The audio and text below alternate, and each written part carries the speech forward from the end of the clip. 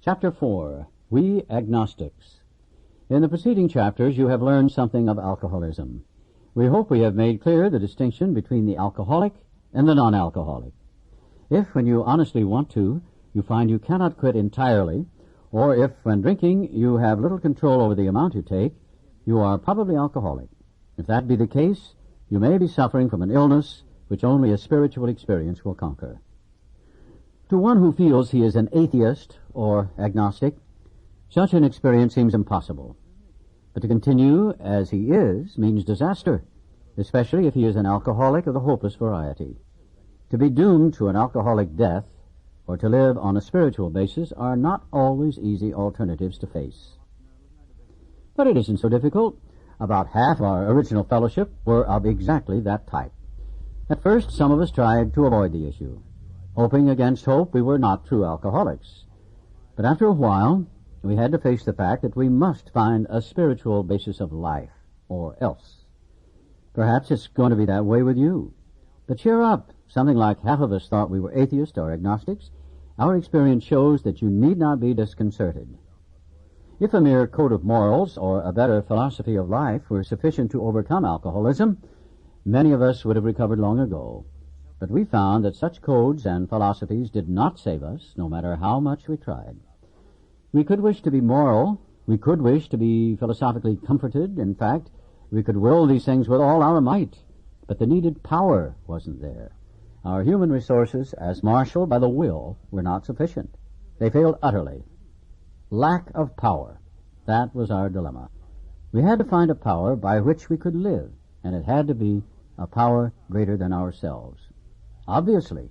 But where and how were we to find this power? Well, that's exactly what this book is about. Its main object is to enable you to find a power greater than yourself, which will solve your problem. That means we have written a book which we believe to be spiritual as well as moral, and it means, of course, that we are going to talk about God. Here, difficulty arises with agnostics. Many times we talk to a new man and watch his hope rise as we discuss his alcoholic problems and explain our fellowship. But his face falls when we speak of spiritual matters, especially when we mention God, for we have reopened a subject which our man thought he had neatly evaded or entirely ignored. We know how he feels. We have shared his honest doubt and prejudice. Some of us have been violently anti-religious. To others, the word God brought up a particular idea of him with which someone had tried to impress them during childhood. Perhaps we rejected this particular conception because it seemed inadequate. With that rejection, we imagined we had abandoned the God idea entirely. We were bothered with the thought that faith and dependence upon a power beyond ourselves was somewhat weak, even cowardly.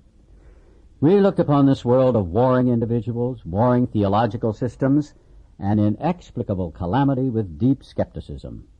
We looked askance at many individuals who claimed to be godly. How could a supreme being have anything to do with it all? And who could comprehend a supreme being anyhow? Yet in other moments we found ourselves thinking, when enchanted by a starlit night, who then made all this? There was a feeling of awe and wonder, but it was fleeting and soon lost. Yes, we of agnostic temperament have had these thoughts and experiences. Let us make haste to reassure you. We found that as soon as we were able to lay aside prejudice and express even a willingness to believe in a power greater than ourselves, we commenced to get results, even though it was impossible for any of us to fully define or comprehend that power, which is God. Much to our relief, we discovered we did not need to consider another's conception of God. Our own conception, however inadequate, was sufficient to make the approach and to effect a contact with him.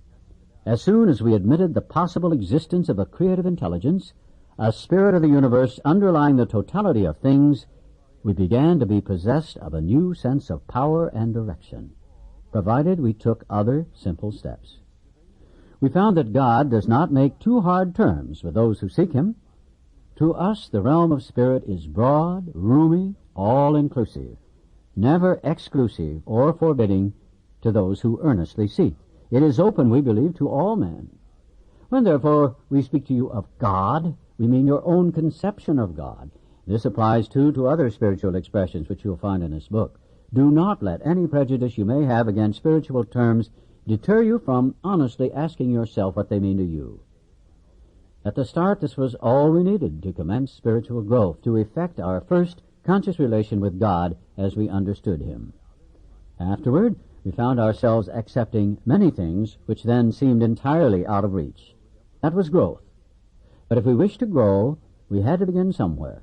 So we used our own conception, however limited it was. We needed to ask ourselves but one short question. Do I now believe, or am I even willing to believe that there is a power greater than myself? As soon as a man can say that he does believe, or is willing to believe, we emphatically assure him that he is on his way. It has been repeatedly proven among us that upon this simple cornerstone, a wonderfully effective spiritual structure can be built. That was great news to us, for we had assumed we could not make use of spiritual principles unless we accepted many things on faith, which seemed difficult to believe. When people presented us with spiritual approaches, how frequently did we all say, "I wish I had what that man has. I'm sure it would work if I could only believe as he believes, but I cannot accept as surely true the many articles of faith which are so plain to him." So it was comforting to learn that we could commence at a simpler level.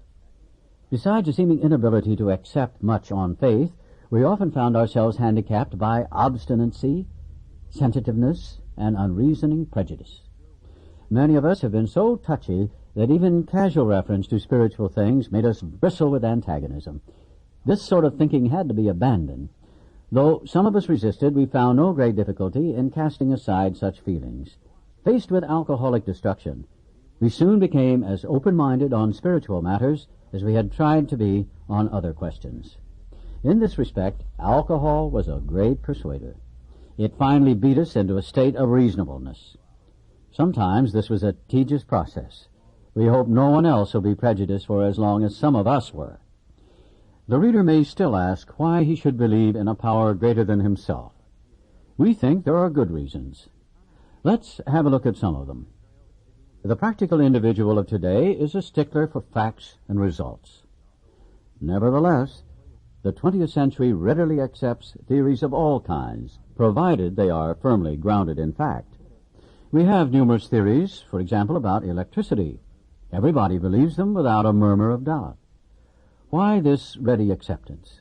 Simply because it is impossible to explain what we see, feel, direct, and use without a reasonable assumption as a starting point. Everybody nowadays believes in scores of assumptions for which there is good evidence, but no perfect visual proof. And does not science demonstrate that visual proof is the weakest proof? It is being constantly revealed as mankind studies the material world that outward appearances are not inward reality at all. To illustrate, the prosaic steel girder is a mass of electrons whirling around each other at incredible speed. These tiny bodies are governed by precise laws, and these laws hold true throughout the material world. Science tells us so. We have no reason to doubt it.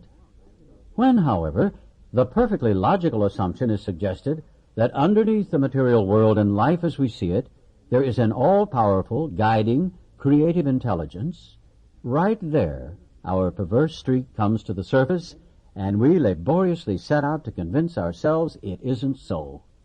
We read wordy books and indulge in windy arguments, thinking we believe this universe needs no God to explain it.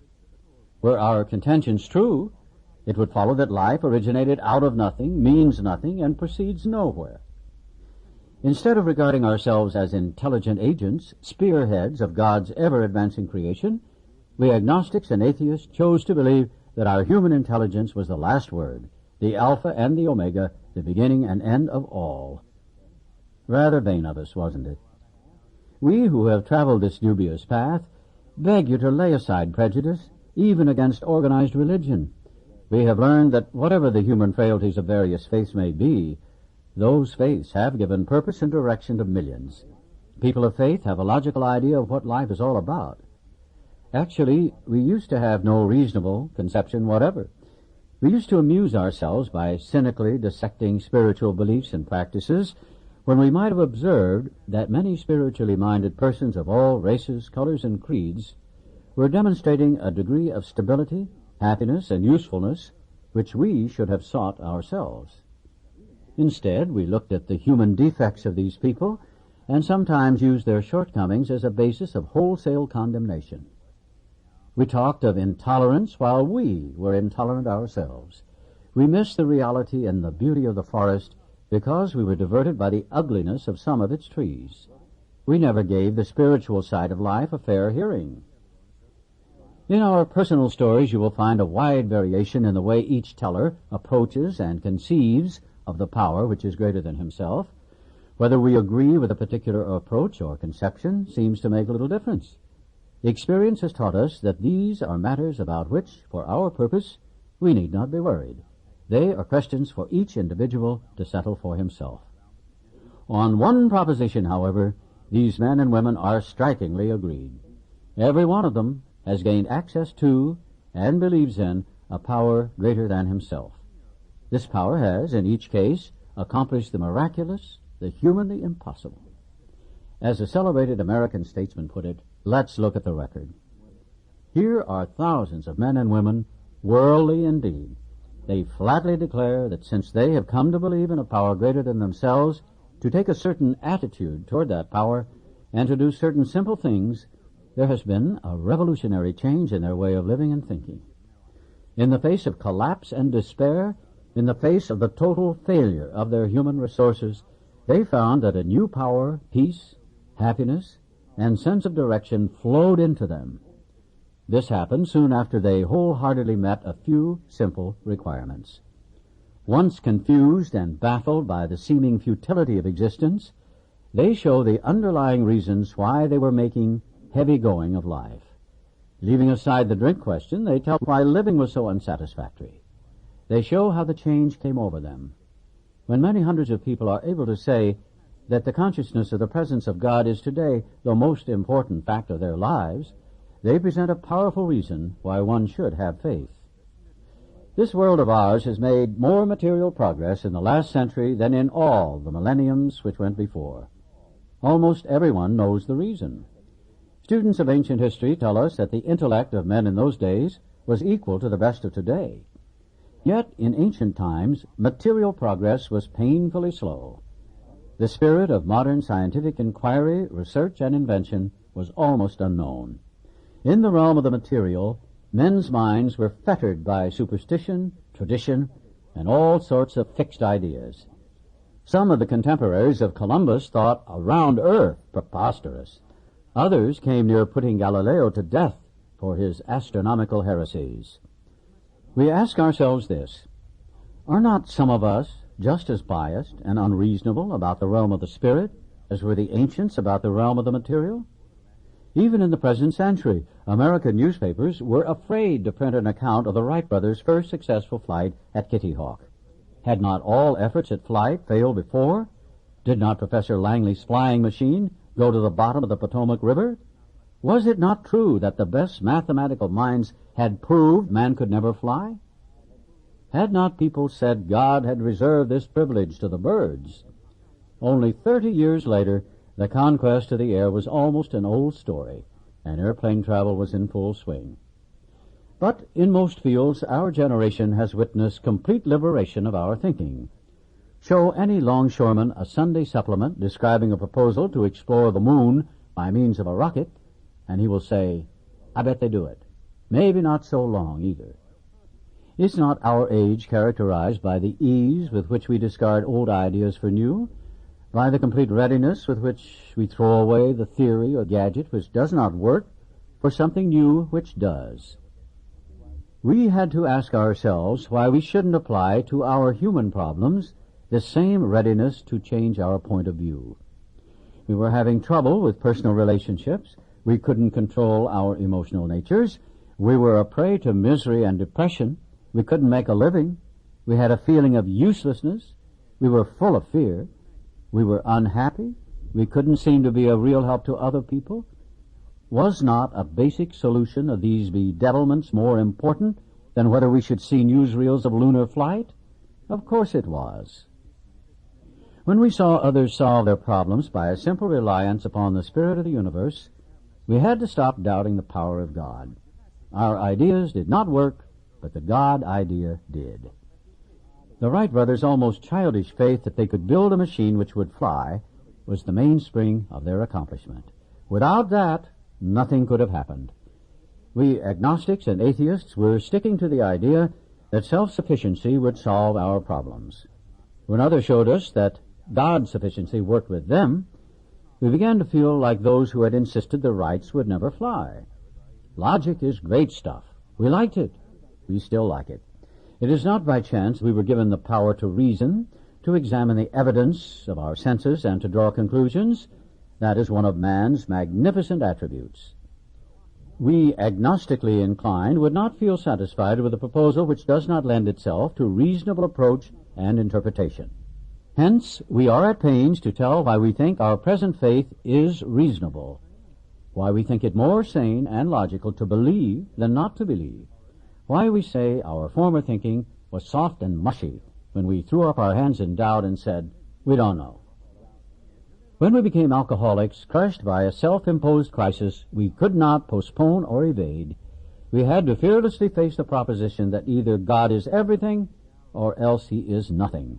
God either is or he isn't. What was our choice to be? Arrived at this point, we were squarely confronted with the question of faith. We couldn't duck the issue. Some of us had already walked far over the bridge of reason toward the desired shore of faith. The outlines and the promise of the new land had brought luster to tired eyes and fresh courage to flagging spirits. Friendly hands had stretched out in welcome. We were grateful that reason had brought us so far, but somehow we couldn't quite step ashore. Perhaps we had been leaning too heavily on reason, that last mile, and we did not like to lose our support. That was natural, but let us think a little more closely. Without knowing it, had we not been brought to where we stood by a certain kind of faith? For did we not believe in our own reasoning?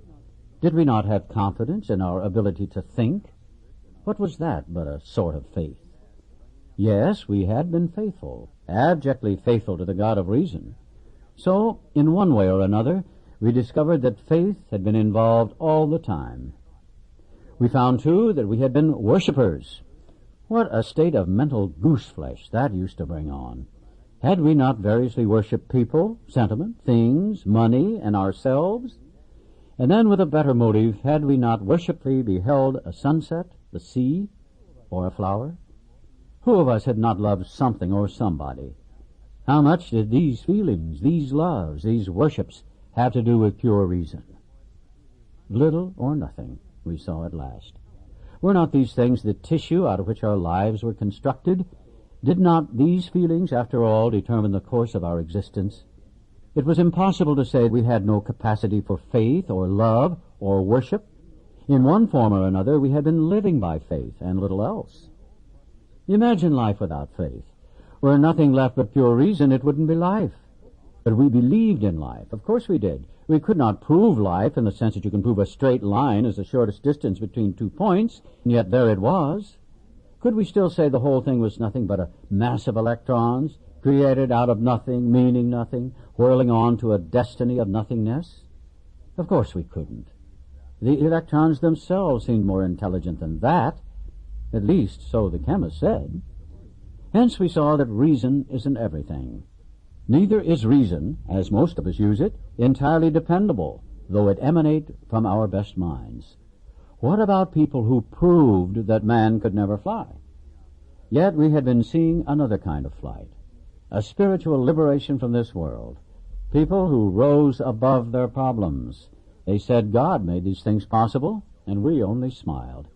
We had seen spiritual release, but like to tell ourselves it wasn't true.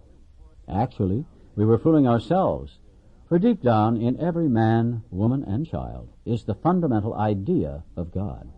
It may be obscured by calamity, by pomp, by worship of other things, but in some form or other it is there. For faith in a power greater than ourselves and miraculous demonstrations of that power in human lives are facts as old as man himself. We finally saw that faith in some kind of God was a part of our makeup, just as much as the feeling we have for a friend. Sometimes we had to search fearlessly, but he was there. He was as much a fact as we were. We found the great reality deep down within us. In the last analysis, it is only there that he may be found. It was so with us. We can only clear the ground a bit. If our testimony helps sweep away prejudice, enables you to think honestly, encourages you to search diligently within yourself, then, if you wish, you can join us on the broad highway. With this attitude, you cannot fail. The consciousness of your belief is sure to come to you. In this book, you will read the experience of a man who thought he was an atheist. His story is so interesting that some of it should be told now. His change of heart was dramatic, convincing, and moving. Our friend was a minister's son. He attended church school, where he became rebellious at what he thought an overdose of religious education. For years thereafter, he was dogged by trouble and frustration. Business failure, insanity, fatal illness, suicide. These calamities in his immediate family embittered and depressed him. Post-war disillusionment, ever more serious alcoholism, impending mental and physical collapse brought him to the point of self-destruction. One night, when confined in a hospital, he was approached by an alcoholic who had known a spiritual experience. Our friend's gorge rose as he bitterly cried out, "If there is a God, he certainly hasn't done anything for me." But later, alone in his room, he asked himself this question: is it possible that all the religious people I have known are wrong? While pondering the answer, he felt as though he lived in hell. Then, like a thunderbolt, a great thought came. It crowded out all else. Who are you to say there is no God? This man recounts that he tumbled out of bed to his knees. In a few seconds he was overwhelmed by a conviction of the presence of God. It poured over and through him with the certainty and majesty of a great tide at flood. The barriers he had built through the years were swept away. He stood in the presence of infinite power and love. He had stepped from bridge to shore. For the first time, he lived in conscious companionship with his Creator. Thus was our friend's cornerstone fixed in place. No later vicissitude has shaken it. His alcoholic problem was taken away. That very night, years ago, it disappeared. Save for a few brief moments of temptation, the thought of drink has never returned. And at such times a great revulsion has risen up in him. Seemingly he could not drink even if he would. God had restored his sanity. What is this but a miracle of healing? Yet its elements are simple. Circumstances made him willing to believe. He humbly offered himself to his Maker. Then he knew. Even so has God restored us all to our right minds. To this man, the revelation was sudden. Some of us go into it more slowly. But he has come to all who have honestly sought him.